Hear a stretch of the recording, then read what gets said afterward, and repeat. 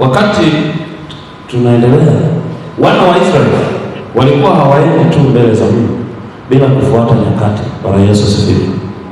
Kila walichotoa kilifuata maelekezo ya kimbingu juu ya nyakati.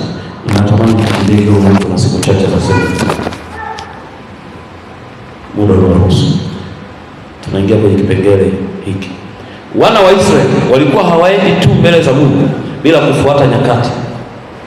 Yaani wanasoma jinsi wanavyosogea mbele za Mungu, wanafuata maelekezo kamili.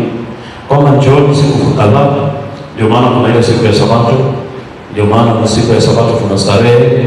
Huo ni wakati wa kustarehe na kumwabudu Mungu wetu. Sasa kwa kuto kutambua huo wakati, tumeutumia pia kufanya kazi zetu, tumetumia kwenda kujitabisha kwenye mashamba yetu, tumetumia kwenda kujitabisha kwenye kazi zetu na majukumu yetu, tukamsahau Mungu bila kutambua huo wakati. Kwa hiyo walikuwa wanaenda mbele za Mungu, hata kusogea tu mbele za Mungu, walikuwa wanasogea kwa kufuata wakati. Tusome kitabu kile cha Nehemia sura ya 10 mstari wa 34 hadi 37. Neno la Mungu linasema, nitasoma mstari wa 34 alafu utaendelea ukipata hapo.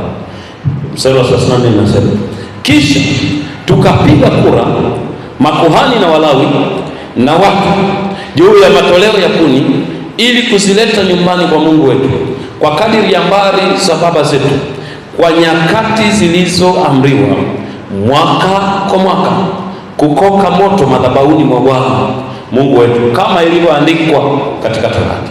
Bwana Yesu. Kwa nyakati zilizoamriwa mwaka kwa mwaka. Kuna nyakati ambazo zimeamriwa kusogea mbele za Mungu, na usiposogea mbele za Mungu, maana yake unaenda kinyume na sheria ya Mungu. Ikumbuke siku ya Bwana na kuitakasa. Bwana Yesu asifiwe. Bwana Yesu asifiwe.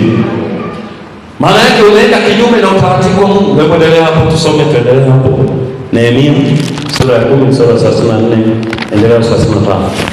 Tena kuleta malimbuko ya ardhi yetu na malimbuko ya matunda yote ya miti ya namna zote, mwaka kwa mwaka, nyumbani kwa Bwana. Tena wazaliwa wa kwanza wa wana wetu na wa wanyama wote, kama ilivyoandikwa katika Torati, na wazaliwa wa kwanza wa ng'ombe zetu na kondoo zetu, ili kuwaleta nyumbani mwa Mungu wetu, kwa makuhani watumikao nyumbani mwa Mungu wetu. Tena tuyalete malimbuko